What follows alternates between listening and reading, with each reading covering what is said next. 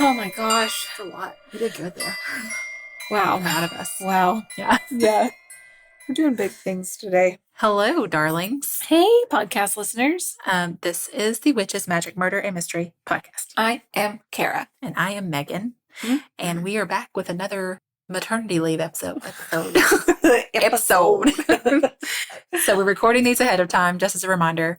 So if things are happening in the world, we don't know about it yet. Yeah. We're not sure how many of these episodes we're going to get done ahead of time, but we figure each one helps. Right. And because we're all of us together, our goal is to force Kara not to work during her maternity leave. As much as any of us have any control over Kara, which is not a lot. I'm just going to start showing up at Megan's house and she's going to be like, why? You'll be like, you'll be like, hold this baby. And I'll be like, okay. I love her. And I'm like asleep in the floor. I will hold her all the time. So I am doing a series of episodes about the Salem Witch Trials where I am focusing on the women who were murdered in the Salem Witch Trials.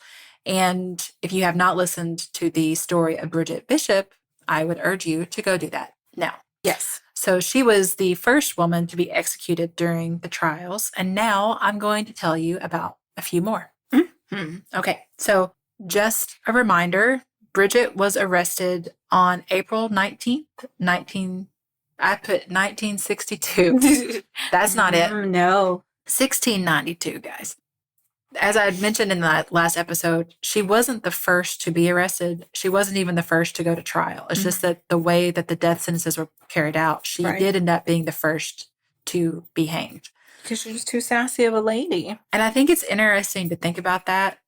So just to give one final thought on Bridget's story, this next group of women I'm telling you about was arrested, went to trial, and found guilty and sentenced to death all before Bridget was even arrested. Right. So then it makes me wonder what might have been going through Bridget's mind at the time that she finds herself arrested. Oh, yeah. You know, like she already knows what's happened to these other women. It had to have been big talk in the town. Could she tell that things were closing in on her? Did she think that she might become a target? Right. Like, I wonder if she just thought, well, those women may have been witches, but I'm not. So I obviously have nothing to worry about. I'll be fine in court. And she'd already been accused once and acquitted. Yeah. So did she just not care because she was going to live her life however she pleased? I feel like you would have a tendency to be like, well, I'm not a witch, so that's not going to happen to me. I got nothing to worry about. Yeah. And then she must have been like, oh my gosh. Just like any innocent person who ends up in this situation, you're probably like, this doesn't matter. And then further it goes, you're just like, when is this going to stop? What is happening? Yeah. And then you realize, oh my God, there's nothing I can do. Mm-hmm. I think it would be the most terrifying position anyways. Yeah. Okay, so let's talk about some more women. On March 6th, 1692, Abigail Williams and Elizabeth Parris started having these fits where their bodies would convulse and their eyes would roll back in their heads. And they were related to Reverend Samuel Parris. Now, a thing to know about Reverend Samuel Parris is back then, these are the Puritans, and he, as the Reverend, he's basically like the king of Salem. You know what I mean? Like, he's the one everybody, he had a tremendous amount of power. Right. He was very influential. Right. So they were related to him, and he asked, who torments you? And eventually the girls shouted 3 names. Tituba, who was a slave owned by Reverend Parris, as well as 2 colonists, Sarah Osborne and Sarah Good. The girls said they had been bewitched by these women, bitten, pinched, and abused. A lot of pinching going. Which I think is just the pinching and tearing of clothes. clothes. About people pinching each other anymore. Like ever. No. Let's bring it back. You don't like somebody, just walk up and pinch them. That's what the witches do. So both of the Sarahs denied that they were witches or that they had done anything to these girls. Right. But Tituba was like, yep. I do weird things. I'm the devil's servant. We all are. Mm-hmm. One day, a tall man dressed all in black came to us and made all 3 of us write our names in a book. I said no at first, but Sarah Good and Sarah Osborne here, they made me do it. Sarah Good also ordered a cat to attack Elizabeth Hubbard, and I saw black and yellow birds surrounding Sarah Good once, and then those birds had harmed the girls. The girls started to writhe with pain again, and Tituba was like, I see a yellow bird in Sarah Good's right hand, right now. And the girls were like, yeah, it's right here. And I can just imagine Sarah Good sitting there like, what? There's no bird. You think there's a bird in my hand? Like looking at her hand, looking at her, like, Squeezing what are you doing? Like, Yeah. And you'd have to be thinking like, you take your hand, chuck it behind your shoulder. I've got nothing. But you'd have to be thinking like, obviously I don't have a bird in my hand. Yeah. Like, what are you people? You all see that there's no bird, right? Right. Now, why would Tituba confess and make up this story? Right. So we've talked about false confessions before. So there's all the psychology involved in that. But also, Tituba didn't have the same, I keep saying Tituba. Okay. You know how we pronounce everything correctly on this podcast. We're so good at words. She didn't have the same religious beliefs as her captors.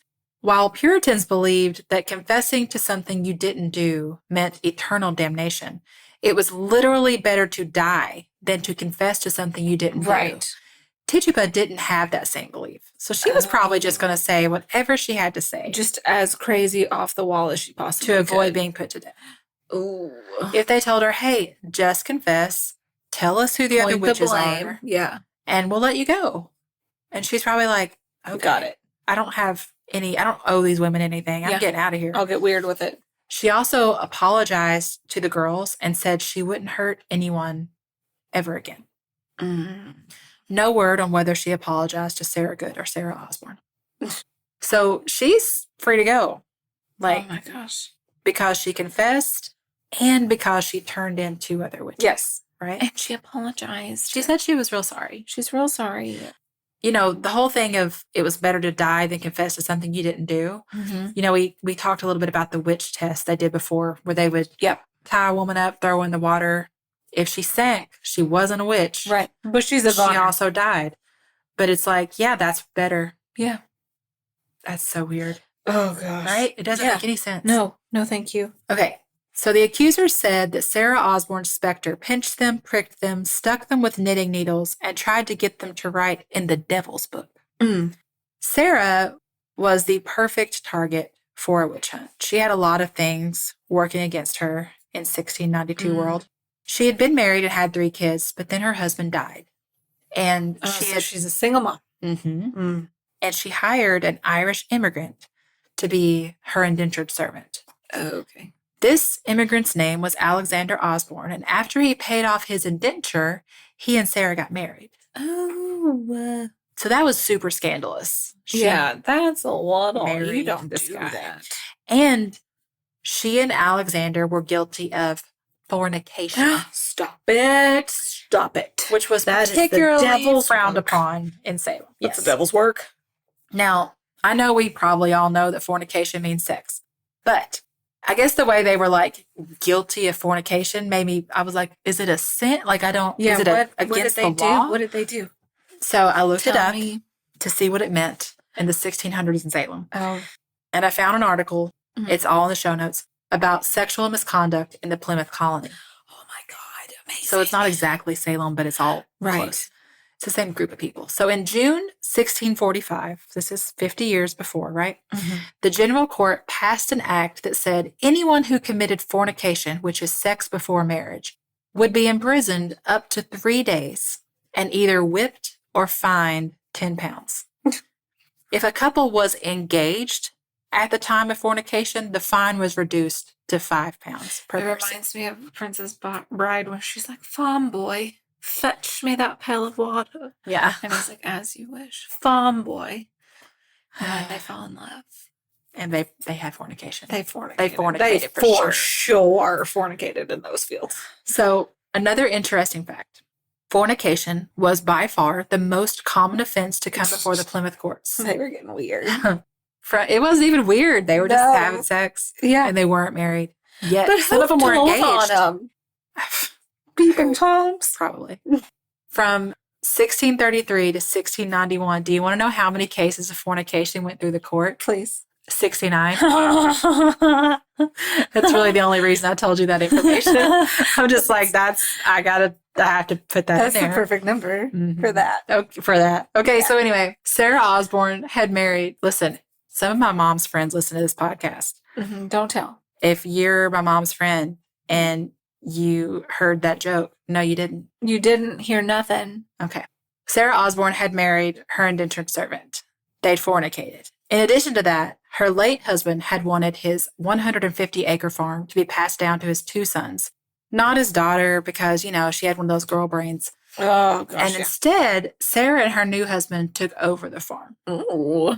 This went against her late husband's will, which landed her in legal trouble with her children and her previous in-laws. Oh, my gosh. In fact, her late husband was the brother-in-law of John Putnam. Oh, God. And you might recognize that last name because Ann Putnam Jr. was one of Bridget Bishop's accusers. Oh. And she laid accusations against Sarah Osborne as well. Yeah. So trying to disinherit her own children did not gain her any popularity points in Salem. And quite frankly, it doesn't make me a big fan of her either. Mm-hmm. And being on the bad side of the prominent Putnam family didn't do her any favors. Right, yeah, that doesn't look good.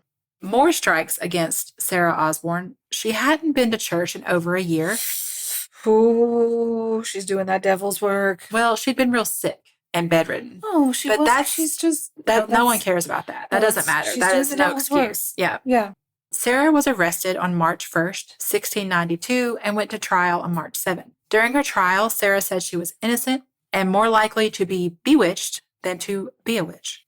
She never confessed to witchcraft, and she never implicated anyone else as being a witch, which I think is admirable. Right.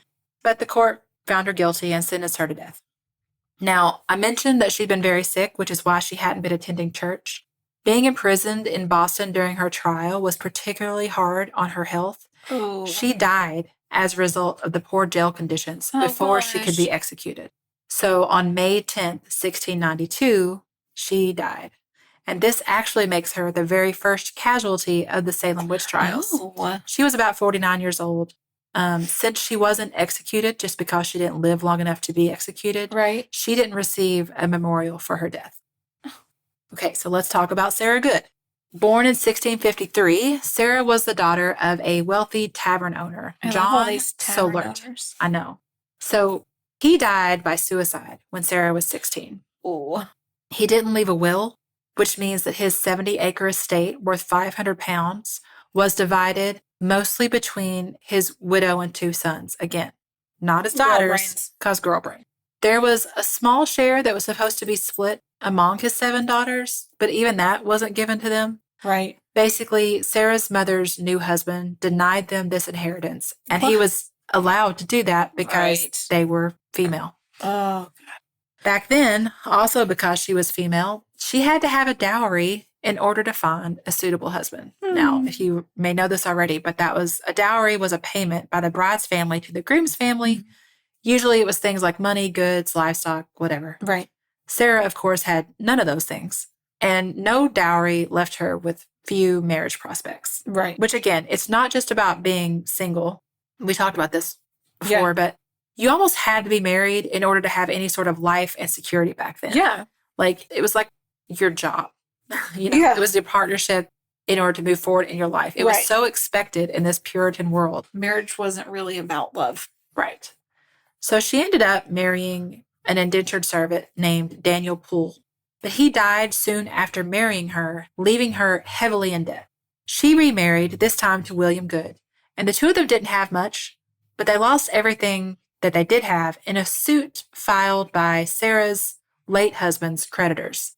Oh. So she and William, along with their daughter, wound up homeless, forced to become beggars in Salem. And you know how everybody's always really nice and kind and patient to the homeless community.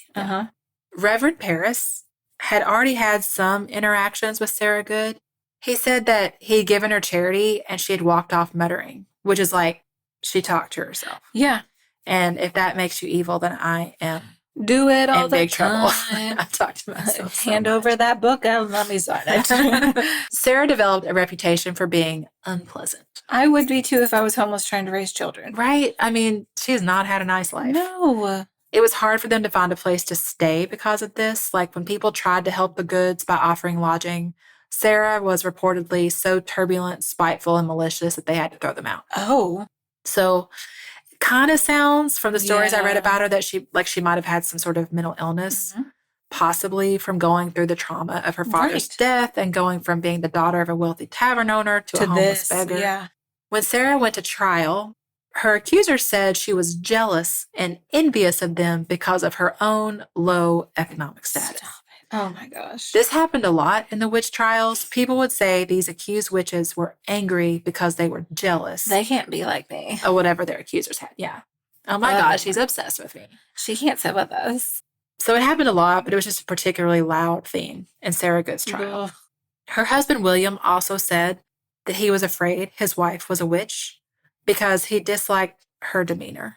She wasn't pleasant. Oh. And basically, she, quote, didn't meet his expectations for a wife. Amazing. So part of me wants to make a lot of jokes about that, obviously. Yeah. But then part of me is also like, it's the 1600s. Right, this is true. And kind of what we were talking about earlier, people did have these She's not set doing roles her and part. expectations. Like my 2022 brain is like, let people be who they are. Yeah. Right, exactly. But that's a modern luxury that they just didn't have back then. and nobody thought like that then. Right. And I'm not even saying it's right or wrong. It's just the way that it was. Mhm. There's also some speculation that he only testified against her to protect himself from accusation. Right. Which happened a lot. Also, Sarah didn't go to church. Ooh. And she said it was because she didn't have proper attire from church. And I'm like, yeah, that's probably true. Mm-hmm. And, you know, let's just take a second. Yeah. Little tiny Little soapbox. side. But like, stop looking for ways to exclude people from church. Your stuff. If you are so big on wanting everybody to go to church, then just let them go. And however they're dressed, Yeah. however they talk, whatever they look like, Yeah. none of that should matter. However they worship. Mm-hmm. I get real annoyed when Christians just look for ways to make other, you know, put Belittle themselves above others. other Yeah. Christians. Yeah, Because, yeah. you know, That's Jesus's way for sure. at the time of her arrest, Sarah Good was pregnant. She went to trial on March 25th, 1692. And again, for context, this was before Bridget Bishop was even arrested. One theory is that Sarah was one of the first accused witches to go to trial because the people of Salem just didn't like her. Right.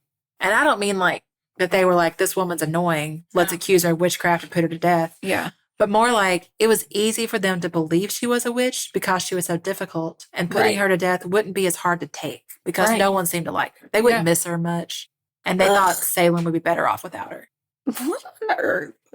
She's like, she's not contributing much to society anyway, Kara. Yeah. She's annoying. She's Let's just- annoying. She's crotchety. Who's really going to be upset about it? Right. If you're going to pick She a first used target, to be really she's a good one. wealthy, and we loved her then. But When Sarah was brought into the courtroom, her accusers started to rock and moan, acting like the mere presence of Sarah Good caused them pain. oh my gosh. At one point, one of Sarah's accusers had this fit, like she fell to the ground. And later she said it was because Sarah had attacked her with a knife. And then she and no one, like, in your imagination, in your mind, what are you talking Yeah, about? Sarah's standing right here. And then she pulled out a broken piece from a knife as proof, which everyone's like, what? How did you get that? But when she did this, there was a man in the courtroom who stood up and was like, wait, that's my knife. Which I'm like, thank you, sir. Like, thank you for being Yeah. brave enough to stand up and be like, this doesn't seem right. This isn't normal. He was like, that's my knife. A piece broke off of it the other day, and that girl watched it happen. So then he pulls out the other half of the knife. And then I think the whole courtroom is like, what? Again. And the judge, Judge William Stoughton, he just scolded the girl for exaggerating the truth. Oh, honey, don't speak falsehoods. Exaggerating the truth. Oh, That's a lie, God. Your That's Honor. a big Let's lie. just call it a lie. And like right there, they should be like, this girl made this up. How do we believe anything else she said? Oh my God, baby girl, I'll take you to Target later. Let's just not do that again, okay? Also, during her trial, Sarah's daughter, who was around 6 years old, her name was Dorcas, and she was basically forced to testify against her mother at 6 years old.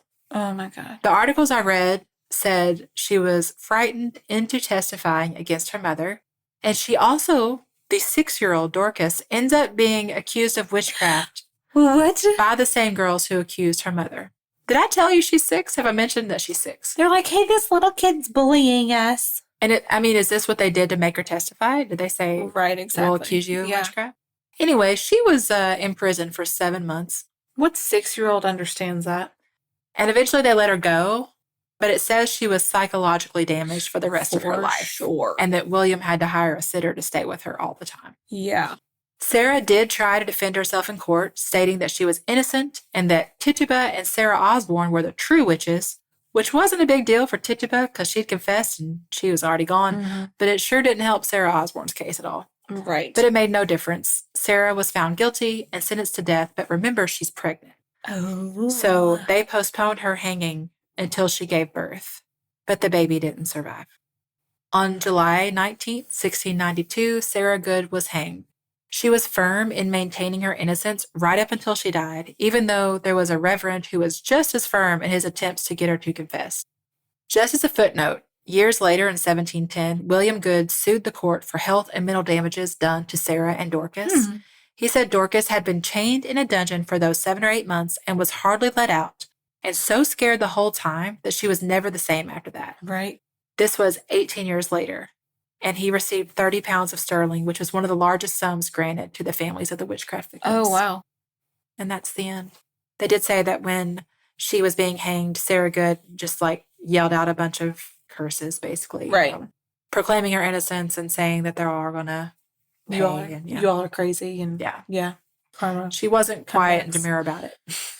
Wow. And that's the story of Tituba, Sarah, and Sarah. Jeez. I know. It just feels so impossible, that they were just... It's like we've said a million times. Once someone accuses you of witchcraft, you're just screwed. Like, that's nuts. And it's just, like, mental health. Nobody cared about that. Nobody thought that existed. Or they just were going through a hard time in life because their husbands kept dying. And it's just like, well, I don't know. Well, and it's just such a... You think about it now and how... There are people who find themselves in this situation, and they're the type of people that are often accused of things. Right. And they know because they're a certain type of person that, like, they're in as hopeless a situation almost as these women were. Yeah. And it's just awful to think about. Yeah. That was the second in our series about the Salem Witch Trials. Oh, my gosh. We'll be back with another one later. I'm not sure if we're going to do them all in order. I feel like I'll break them up here and there with other things. But if you're interested in these Salem stories, stay tuned. Stay tuned. Okay, we love you so much. Goodbye. Goodbye.